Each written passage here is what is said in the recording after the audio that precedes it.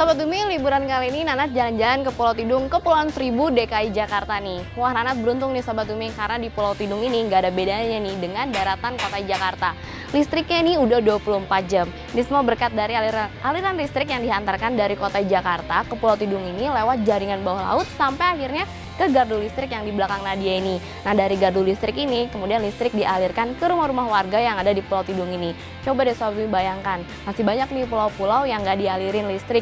Bisa jadi cuma malam hari saja. Nah, memang ya Sobat Bumi, masalah seperti ini menjadi masalah di suatu pulau. Karena kan pulau ini jauh dari daratan.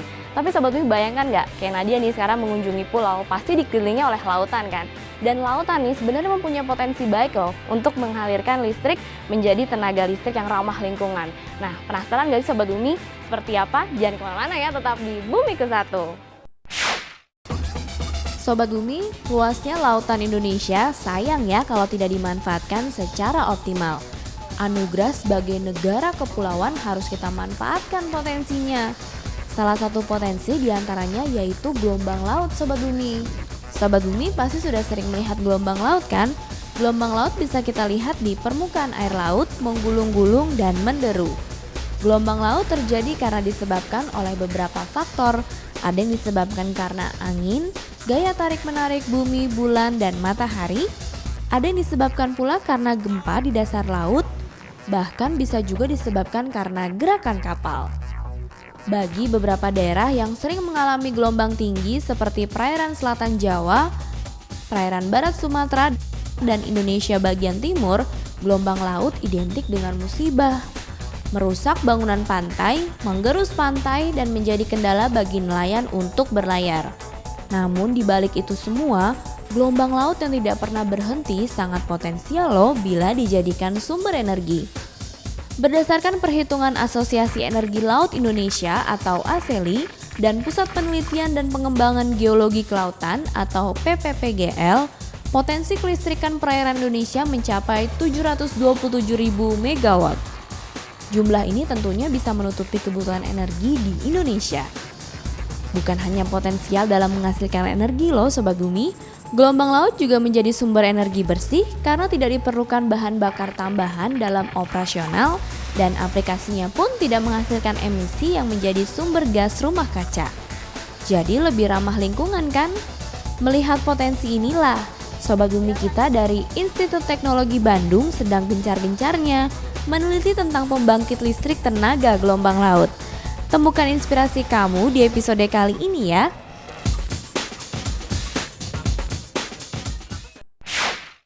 Sobat Bumi, di belakang Nadia ini adalah gardu listrik tempat menyimpan mesin-mesin diesel nih yang dulu dipakai oleh warga Pulau Tidung untuk menghasilkan listrik. Namun di Sobat Bumi, karena isu sekarang ini sudah mulai menyebar bahwa minyak bumi kita sudah mulai menipis, makanya nih Sobat Bumi kita Muhammad Imron punya ide nih untuk membuat pembangkit listrik tenaga gelombang. Dan dia di Sobat Bumi merupakan mahasiswa teknik kelautan ITB juga. Kabarnya nih Sobat Bumi, sistem pembangkit listrik tenaga gelombang yang dibuat oleh Imron ini berbeda dengan pembangkit listrik tenaga gelombang lainnya. Kenapa? Karena dia menggunakan dual system. Mau tahu lebih dalam lagi dan lebih jauh tentang PLTGL dari Imron, kita simak yuk obrolannya.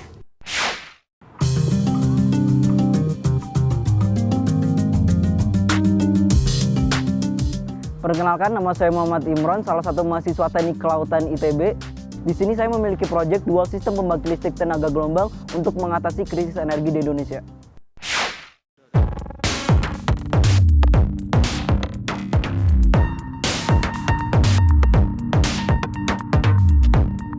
Jadi sebenarnya udah dengar isu-isu kalau migas atau minyak di sini tuh udah mau habis kan sebenarnya kan. Jadi sebenarnya ada dua solusi. Yang pertama kita menghemat energi listrik, yang kedua ya kita harus memanfaatkan energi terbarukan di sini. Sedangkan kita tuh di sini negara Indonesia yang mana negara maritim, yaitu kebanyakan wilayah yang ada di Indonesia itu adalah laut, dan salah satu energi terbarukan yang dapat kita oleh yaitu pembangkit listrik tenaga gelombang. Sebenarnya ini masih proyek baru ya, makanya jadi proyek pembangkit listrik tenaga gelombang yang saya olah ini masih dalam tahap penelitian aja sebenarnya, kayak gitu. Jadi bisa dibilang masih kayak 4 bulan 3 bulanan gitu lah.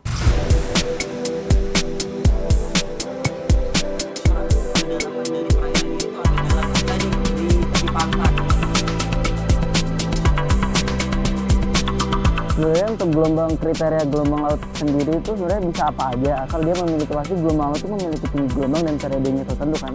Tapi untuk kriterianya sendiri adalah semakin tinggi gelombangnya itu makin bagus, dan semakin cepat periodenya itu juga semakin bagus.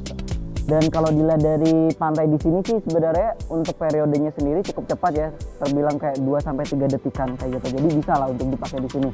Tapi seperti yang saya bilang tadi, semakin tinggi gelombangnya semakin bagus. Akibatnya saya memilih memilih perairan dalam sebenarnya. Jadi di pantai ini tapi kedalaman dari perairan ini tuh agak dalam di situ gitu. Namun kelemahannya kalau kita menggunakan perairan itu lebih dalam, otomatis fondasi yang dibutuhkan pun akan semakin besar kan. Maka itulah muncul ide baru, yaitu kita menggunakan namanya floating structure. Makanya floating structure itu suatu bangunan yang menggunakan prinsip kesetimbangan benda terapung. Dia nggak bakal ke bawah arus, soalnya dia diikat sama semacam kayak steel, tapi yang kayak tali tapi bahannya dari steel kayak gitu. Jadi tidak steel itu baja. Nah kayak gitu. Jadi berbeda sama oscillating kolom yang pondasinya sampai ke bawah dan menggunakan baja, akibatnya menggunakan sedimentasi yang banyak dan merusak lingkungan. Jadi kita menggunakan prinsip floating structure itu tadi. Untuk pembangkit listrik tenaga gelombang laut sebenarnya sudah digunakan di Bali, dan itu menggunakan prinsip ya tadi oscillating motor column itu tadi kayak gitu. Kalau yang saya baca dari yang Bali itu tadi itu masih dalam tahap penelitian dan tahap pembuatan prototipe. Sedangkan tadi sudah disinggung bahwa pembangkit listrik juga bisa menggunakan pasang surut kan. Dan kita di sini ada satu perusahaan namanya Tifal. Tifal ini satu perusahaan BUMN yang bergerak dalam pembangkit listrik tenaga pasang surut atau arus itu tadi. Kalau saya dapat informasinya sebenarnya itu benar-benar di Indonesia. Sebenarnya perusahaan pembangkit listrik tenaga pasang surut itu tadi itu sudah diterapkan di berbagai negara. Tapi dan ada beberapa perusahaan yang menerapkan. Tapi kenapa perusahaan tersebut tidak bisa diaplikasikan di Indonesia? Karena kecepatan dari pasang surut di Indonesia itu hanya 2,5 meter per sekon. Dengan turbin yang mereka buat, yaitu turbin yang dibuat oleh perusahaan asing seperti Portugal, itu tidak memenuhi, tidak bisa dipasang di Indonesia karena kecepatannya masih sangat rendah. Makanya muncul perusahaan Tifal ini tadi dengan inovasi bentuk turbin tertentu, dia dapat berputar sedemikian rupa dari kecepatan yang kecil itu tadi atau 2,5 meter per sekon itu tadi. Dan ini sudah dibangun di beberapa daerah di Indonesia, Bali salah satunya. Sobat Bumi udah saksin kan obrolannya dengan Imron, menarik banget nih ya prototipe pembangkit listrik tenaga gelombang dual system ini. Kira-kira sekompleks pembangkit tenaga listrik yang dari mesin diesel tadi nggak ya?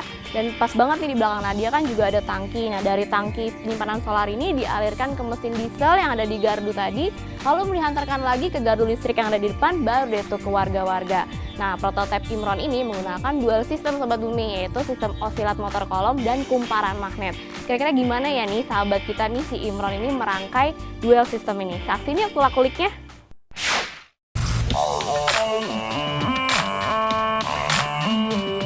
Di sini saya akan mencoba menjelaskan terkait cara kerja dari dual system pembangkit listrik tenaga gelombang ini. Yang pertama, sesuai dengan namanya, pembangkit listrik tenaga gelombang ini terdiri dari dua sistem. Sistem yang pertama yaitu oscillating motor column, sedangkan sistem yang kedua yaitu kumparan magnet. Saya akan menjelaskan tentang oscillating motor column dulu. Di sini kita ada pelampung, yang mana nanti pelampung ini akan bergerak naik turun sesuai dengan naik turunnya gelombang atau permukaan air laut. Dan di sini bakalan ada turbin. Jadi prinsip kerja dari oscillating motor column ini adalah perbedaan tekanan udara dari di dalam chamber dan di luar chamber. Saat gelombang air naik diikuti dengan naiknya pelampung akan mengakibatkan tekanan udara yang ada di dalam chamber lebih besar dibandingkan di luar chamber. Seperti yang kita ketahui, tekanan udara akan bergerak dari tekanan udara yang tinggi menuju tekanan udara yang rendah. Akibatnya udara yang ada di dalam chamber akan bergerak keluar menuju keluar chamber. Dengan keluarnya udara, maka turbin di sini akan ikut berputar, dan dengan berputarnya turbin maka dapat kita konversi menjadi energi atau power. Begitu juga sebaliknya saat permukaan air laut atau gelombang turun mengakibatkan pelampung ini turun dan tekanan udara di luar chamber akan lebih besar dibandingkan di dalam chamber. Akibatnya udara yang ada di luar chamber akan bergerak masuk menuju ke dalam chamber, sehingga kembali lagi turbin akan bergerak dan bergeraknya turbin ini tadi akan dikonversi menjadi power. Sedangkan untuk sistem yang kedua yaitu sistem kumparan magnet. Sistem kumparan magnet di sini jadi di sini kita ada beberapa bagian. Bagian yang pertama ada kumparan magnet itu sendiri. Yang kedua di sini kita ada magnet yang diikatkan antar masing-masing magnet fix. Jadi magnetnya tidak akan bergerak, sedangkan yang bergerak yaitu kumparan magnet itu sendiri. Jadi saat gelombang naik diikuti oleh pelampung ini naik, kumparan tersebut, ujung dari kumparan diikatkan kepada pelampung, sehingga saat pelampung itu naik, maka kumparan juga akan ikut naik. Dengan bergerak naik turunnya pelampung diikuti dengan bergerak naik turunnya kumparan magnet, maka akan dihasilkan suatu GGL induksi, yang mana GGL induksi tersebut dapat dikonversi menjadi power. Seperti yang kita ketahui bahwa gelombang akan bergerak naik turun, dan dengan bergeraknya gelombang tersebut akan diikuti oleh pelampung ini tadi. Dan coba kita perhatikan di sini, saat gelombang ini naik, maka pelampung juga akan ikut naik. Dan di sini kumparan tersebut juga akan ikut naik turun. Dan dapat dilihat bahwa kumparan ini dapat menghasilkan listrik dengan di sini ada satu bola lampu, di mana bola lampu tersebut akan menyala saat dia menghasilkan satu GGL induksi. Seperti ini.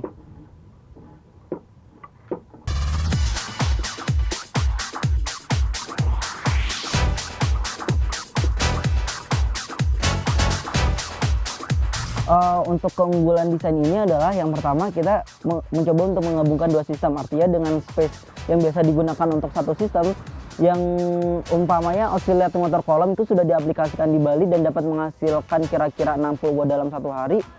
Sedangkan pada sistem ini bisa menghasilkan lebih dari itu, soalnya kita menggunakan satu sistem yaitu oscillating motor column menghasilkan 60 watt, sedangkan itu belum memperhatikan dari power yang dihasilkan oleh GGL induksi. Otomatis hal ini akan mengakibatkan pada satu space ini menghasilkan energi yang lebih besar. Itu keunggulan pertama. Yang kedua, seperti layaknya energi terbarukan lainnya, ini merupakan suatu energi, terobosan energi yang ramah lingkungan. Dan yang ketiga, tidak menghabiskan space banyak. Sedangkan kelemahannya ini adalah kelemahan dari penggunaan GGL induksi. Jika mengalami suatu kerusakan, maintenance yang harus dilakukan itu cukup lama. Kenapa? Karena kita harus membutuhkan diver untuk membongkar dari kumparan ini sendiri, dan kita juga harus menganalisa. Maintenance-nya intinya bakalan lebih ribet dibandingkan prinsip-prinsip lainnya, seperti itu. Sobat Bumi, penggunaan gelombang laut sebagai sumber energi sebenarnya bukanlah hal yang baru. Sejak abad ke-18, energi gelombang laut sudah dimanfaatkan oleh seorang kebangsaan Prancis yang bernama Girard. Selanjutnya, pada tahun 1919, Beauchamp-Prosecuy yang juga berkebangsaan Prancis memanfaatkan energi gelombang laut sebagai penerang lampu rumahnya. Beauchamp merupakan penemu teknik oscillating water column atau yang disebut juga teknik osilasi kolom air. Teknik ini masih populer diterapkan untuk pembangkit listrik tenaga gelombang laut. Begitu pula Sobat Bumi, di tahun 1950-an, seorang peneliti dari Jepang bernama Yoshio Masuda juga menghasilkan ratusan pembangkit yang ia gunakan sebagai penerang. Semua teknologi ini kurang mendapat respon karena sumber energi fosil yang masih sangat berlimpah. Barulah setelah terjadi krisis minyak pada tahun 1970-an mendorong para peneliti untuk mengembangkan pembangkit listrik tenaga gelombang laut. Hal ini pun terjadi di Indonesia, yaitu Sam Rischardt menjadi orang pertama yang menemukan pembangkit listrik tenaga gelombang laut dengan sistem bandulan. Pembangkit ini menggunakan ponton yang ditempatkan mengapung di atas permukaan air laut. Ponton akan bergerak mengikuti gelombang laut, sehingga sistem bandulan akan ikut bergerak mengikuti alur gelombang. Gerakan inilah yang dapat dikonversi menjadi energi listrik. Menurut perhitungannya, untuk laut seluas 1 km persegi, energi yang dapat dihasilkan sekitar 20 MW. Jumlah energi ini dapat digunakan untuk menerangi kurang lebih 40.000 rumah tangga. Sangat potensial kan? Sobat Bumi, sudah terinspirasi menciptakan sumber energi bersih seperti energi gelombang laut? Yuk ciptakan dan aplikasikan energi bersih versi kamu.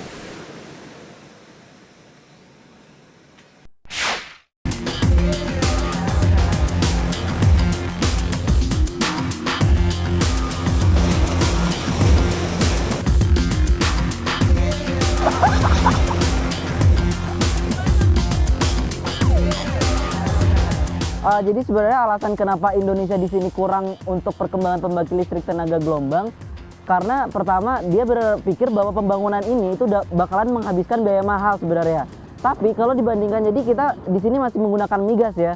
Penggunaan migas ini tadi itu dibutuhkan satu infrastruktur namanya platform. Dan otomatis untuk pembangunan platform itu tadi itu juga menghasilkan atau membutuhkan biaya yang besar. Nah, stigma masyarakat di sini masih kenapa kita harus menggunakan energi terbarukan sedangkan kita masih memiliki migas. Itu sih sebenarnya pemikiran yang kita harus rubah sebenarnya. Jadi kalau menurut saya solusinya adalah pemerintah jangan hanya berpikir untuk menghabiskan migas yang ada di dalam laut, tapi memanfaatkan biaya-biaya yang untuk pembangunan infrastruktur anjungan lepas pantai itu tadi untuk riset dan pembangunan pembangkit listrik tenaga gelombang kayak gitu. Jadi sebenarnya masih masalah stigma sih sebenarnya kayak gitu. Bayangkan saja kalau kita membangun suatu alat, suatu infrastruktur di laut dan di situ energinya tidak pernah habis, dan hal ini sangat berbeda dengan pembangunan platform yaitu anjungan lepas pantai untuk mengeksplor migas, dan nantinya umur dari migas tersebut hanya dalam waktu 3 tahun dan minyak tersebut akan habis, dan otomatis bagaimana nasib platform tersebut tidak dimanfaatkan atau sia-sia. Dan hal ini sangat berbeda dengan pembangkit listrik tenaga gelombang, energinya tidak akan habis dan energi yang dihasilkan pun cukup potensial. Apalagi sekali lagi Indonesia di sini merupakan negara maritim, yaitu memiliki wilayah laut yang sangat luas. Jadi kalau menurut saya ini sangat worth it untuk dibangun seperti itu. Iya, bukan.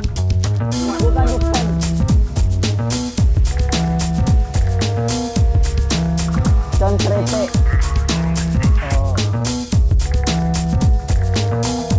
Enggak, karena seperti yang jadi kita di sini masih menggunakan batu bara. Jadi batu bara itu dibakar dan dapat menghasilkan karbon CO2 sebenarnya. Dan karbon CO2 ini merupakan salah satu gas rumah kaca yang dapat meningkatkan isu dari global warming. Dan hal ini sangat berbeda dengan pembangkit listrik tenaga gelombang, karena kalau kita menggunakan pembangkit listrik tenaga gelombang ini tidak menghasilkan karbon CO2 atau gas rumah kaca.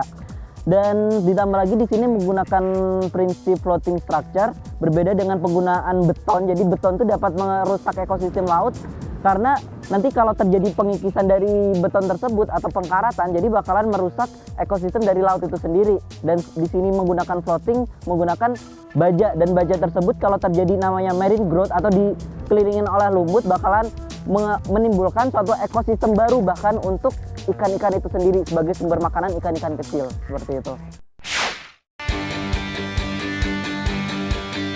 Sobat Bumi, Sobat Bumi, dari tadi nih Nadia berdiri di pinggir Pulau Tidung ini, tapi di sini anginnya nih kurang besar nih Sobat Bumi. Berbeda nih di berita lingkungan kali ini, karena di Kepulauan Falkland potensi anginnya ini cukup besar sehingga dimanfaatkan oleh masyarakat di sana sebagai pembangkit listrik tenaga angin. Dan kabarnya Sobat Bumi, Kepulauan Falkland ini dinobatkan sebagai kepulauan yang ramah energi. Seperti apa berita lengkapnya? Saksinya di segmen berita lingkungan yang satu ini. Sobat Bumi, masih ada lagi nih info mengenai sumber energi bersih yang pastinya akan menginspirasi Sobat Bumi di rumah. Simak infonya ya. Kalau Indonesia sebagai negara kepulauan sangat potensial mengembangkan potensi gelombang lautnya, berbeda nih halnya dengan Kepulauan Falkland. Kepulauan Falkland merupakan kepulauan yang terletak di sebelah selatan Laut Atlantik. Untuk mencapai kepulauan ini, Sobat Bumi harus menempuh jarak sekitar 480 km dari pesisir pantai Argentina, 1080 km dari barat Pulau Shark, Georgia Selatan. Karena letaknya yang jauh inilah, Kepulauan Falkland lebih dikenal sebagai kepulauan terpencil di dunia. Tapi itu dulu Sobat Bumi, karena sekarang kepulauan ini dikenal sebagai kepulauan dengan sumber energi hijau. Energi hijau di sini maksudnya adalah energi yang ramah lingkungan. Setelah berpuluh-puluh tahun bergantung pada import bahan bakar untuk kebutuhan energi, kini kepulauan ini mulai mandiri loh, yaitu memenuhi kebutuhan energinya dengan memanfaatkan potensi angin. Berawal dari tahun 2007, 3 buah turbin angin dibangun di wilayah yang tak jauh dari ibu kota Port Stanley. Turbin angin ini mengalami modifikasi karena belum terlalu kuat menahan dan menyimpan energi dari angin besar di kepulauan ini. Akhirnya Sobat Bumi kini berdiri 5 buah turbin angin yang kokoh dan mampu menyediakan 73% kebutuhan energi di kepulauan. Glenn Ross, kepala pembangkit listrik di kepulauan, mengatakan kalau turbin angin ini sangat membantu dalam ketersediaan energi. Secara tidak langsung, dengan menggunakan turbin angin ini maka emisi karbon dapat dikurangi. Setiap 17 kW energi yang dihasilkan turbin angin sama dengan menghemat penggunaan 1 galon bahan bakar diesel. Nah Sobat Bumi, kita juga bisa loh dikenal sebagai kepulauan dengan sumber energi hijau. Banyak kan potensi sumber daya kita yang bisa dikembangkan, tinggal bagaimananya nih kita sebagai anak muda selalu berkreasi dan jangan lupa diterapkan juga inovasi karya kamu. Ditunggu loh.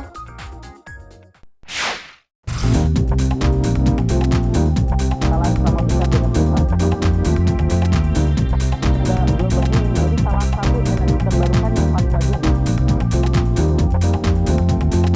Saya sendiri mengenai pembangkit listrik tenaga gelombang yang saya kerjakan ini adalah dukungan dari pemerintah untuk menyediakan fasilitas laboratorium untuk meningkatkan penelitian ini sendiri. Jadi kayak sebenarnya di sini terhambat oleh fasilitas yang disediakan oleh laboratorium teknik kelautan itu sendiri. Dan kalau ternyata fasilitas ini terpenuhi, maka akan riset dari pembangkit listrik tenaga gelombang ini akan semakin meningkat. Dan kalau ternyata terbukti berhasil, maka saya berharap kalau ini tetap dikembangkan, terus dikembangkan di Indonesia sehingga benar-benar pembangkit listrik tenaga gelombang ini menjadi salah satu energi terbarukan yang paling maju di Indonesia. Itu tadi.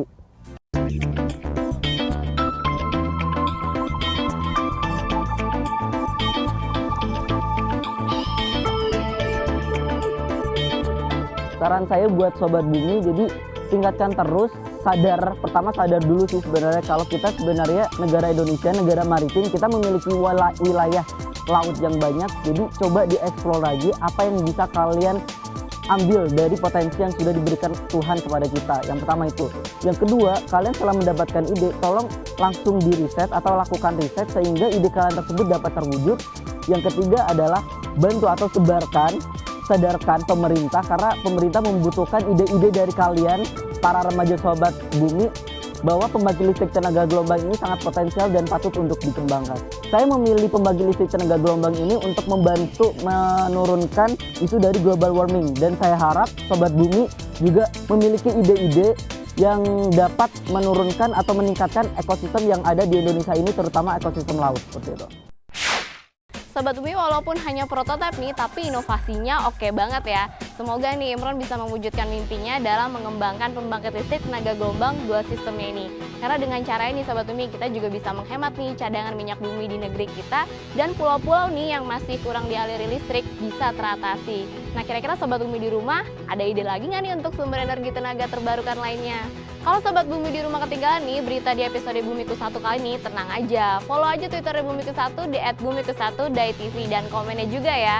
Dan saksikan terus episode-episode menarik lainnya dan pastinya nggak kalah seru nih hanya di Bumiku 1 setiap minggu jam 15.30 pastinya hanya di Dai TV. Kalau gitu Nada pamit dulu ya Sobat Bumi, sampai ketemu minggu depan. Bumiku 1, lestarikan selalu. Dadah!